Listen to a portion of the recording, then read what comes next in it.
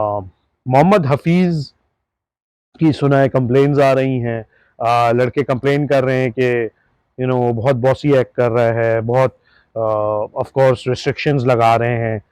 I mean to a certain extent Mohammad Hafeez का काम यही है एज अ डायरेक्टर, और अगर वो कोचिंग स्टाफ में भी साथ गए हैं कि वो लड़कों को मॉनिटर करें और डिसिप्लिन रखें। लेकिन there has to be a right balance between being bossy and managing the resources. तो आपको you have to find a middle spot जहां आप लड़कों को डिसिप्लिन में मैनेज भी कर रहे हो, जहां रोक टोक करनी हो वहां कर भी रहे हो, मगर एट द सेम टाइम आप लड़कों से फ्रेंडली भी हो, ताकि अस्सलाम नाजरीन, welcome to another episode of Bytes and Boundaries. काफ़ी दिन बाद हम आपकी खिदमत में हाजिर हो रहे हैं, और आज ऑफ कोर्स पाकिस्तान ऑस्ट्रेलिया का टेस्ट मैच जो ख़त्म हुआ है हम उसके बारे में थोड़ी सी बात करेंगे। छोटी छोटी मोटी मोटी बातें करेंगे, क्योंकि बाकी तो मैच हमारे सब भाइयों ने देखा ही है, क्या हुआ क्या नहीं हुआ।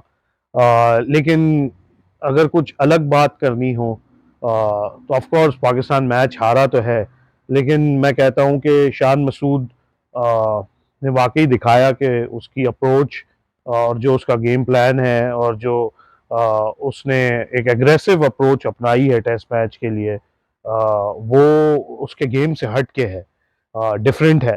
तो उसको शाबाशी देनी चाहिए इस चीज़ के लिए, और मुझे ऐसा लगता है कि अगर हमने शान मसूद को टीम चलाने दी कुछ अरसा, कैप्टन तो कोई भी रह सकता है, मगर यहाँ लोग जो है ना, वो आपको पता है इर्द गिर्द वाले पॉलिटिकल प्रेशर और मैनेजमेंट की तरफ से, और जो ऑब्स्टिकल्स होते हैं, रोड ब्लॉक्स होते हैं, उसमें वो लोग जो है ना वो टीम चलाने नहीं देते कैप्टन को। तो अगर तो इसको शान मसूद को इन्होंने चलने दिया, तो ज़रूर जो है वो मुझे लगता है पाकिस्तान टीम एक अच्छी टेस्ट टीम बनेगी कुछ अरसे में, और निखर के आएगी सामने। मोहम्मद हफीज की सुनाए कंप्लेन्स आ रही हैं। लड़के कंप्लेन कर रहे हैं कि बहुत बॉसी एक्ट कर रहा है, बहुत ऑफ कोर्स रिस्ट्रिक्शंस लगा रहे हैं। I mean to a certain extent Mohammad Hafeez का काम यही है एज अ डायरेक्टर, और अगर वो कोचिंग स्टाफ में भी साथ गए हैं कि वो लड़कों को मॉनिटर करें और डिसिप्लिन रखें। लेकिन there has to be a right balance between being bossy and managing the resources. तो आपको you have to find a middle spot जहां आप लड़कों को डिसिप्लिन में मैनेज भी कर रहे हो, जहां रोक टोक करनी हो वहां कर भी रहे हो, मगर एट द सेम टाइम आप लड़कों से फ्रेंडली भी हों, ताकि वो आपसे फिर अपनी सारी चीज़ें शेयर कर सकें। तो आई थिंक हफीज़ को ये रियलाइज़ करना चाहिए कि अगर वो ज़्यादा बॉसी एक्ट करेंगे और बहुत ज़्यादा अगर रिस्ट्रिक्शंस लगाएंगे, तो फिर लड़के उनसे डिस्टेंट हो जाएंगे। और याद रखिए, जब भी कोई चीज़ डिस्टेंट हो जाती है, चाहे वो कोई भी चीज़ हो, आपस में दो लोग हों, पूरी टीम हो, तो वो फिर कभी भी जेल अप नहीं होती, और जो टीम जेल अप नहीं होती वो फिर जीत नहीं पाती। तो in the interest of Pakistan cricket ये चीज़ सही नहीं रहेगी। दूसरी बात, मैच कहाँ हमारे से गया। अब्दुल्ला शफीक का जो कैच, अब्दुल्ला शफीक ने जो कैच छोड़ा है मिच मार्श का, वो स्ट्रक 20 पे थे, और उसके बाद उन्होंने 95 किए। तो आई थिंक उतने ही रन से हम हारे हैं। आप अगर कैलकुलेट करें तो आई थिंक वहाँ हमसे मैच गया है। 44 फॉर 46 फॉर 4 था ऑस्ट्रेलिया उस वक्त, और वो अगर अब्दुल्ला शफीक कैच ले लेते तो 5 आउट हो जाते। मैं आपको बता दूं, अगर वो कैच हो जाता ना तो ऑस्ट्रेलिया मैक्सिमम 100-125 पे पैक हो जाता, और फिर पाकिस्तान के लिए एक अलग प्रेशर नहीं होता मैच जीतने का। जब टारगेट इतना कम होता, 200 रन बनाने होते, 250 रन बनाने होते, इवन 250 भी बनाने होते, तो पाकिस्तान जो है मेरे हिसाब से कर जाता। बाकी तो खैर किस क्रिकेट इज बाय चांस, किसी का कुछ कह नहीं सकते। लेकिन आई थिंक अब्दुल्ला शफीक को फर्स्ट टेस्ट मैच में स्लिप में चांसेस ड्रॉप करने के बाद सेकंड टेस्ट मैच में खड़ा करना स्लिप में एक बड़ा ही रॉन्ग डिसीजन था।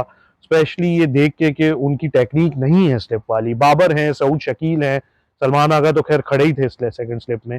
इनमें से दो में से कोई एक लड़का स्लिप फील्डर है, इनको लाना चाहिए था। खैर बहरहाल जो हो गया वो हो गया। खैर बॉलिंग में अच्छी बात दिखी हमने, 20 विकेट्स ली, कॉम्प्रिहेंसिवली डोमिनेटिंग उसमें डोमिनेट करते हुए हमने 20 विकेट्स ली, तो ये अच्छी बात थी। बैटिंग में अभी भी हमें बहुत मेहनत करने की ज़रूरत है और ऑफ कोर्स फील्डिंग में तो फील्डिंग की वजह से ही ये गलत नहीं होगा अगर मैं कहूँ कि हम फील्डिंग की वजह से ये मैच हारे।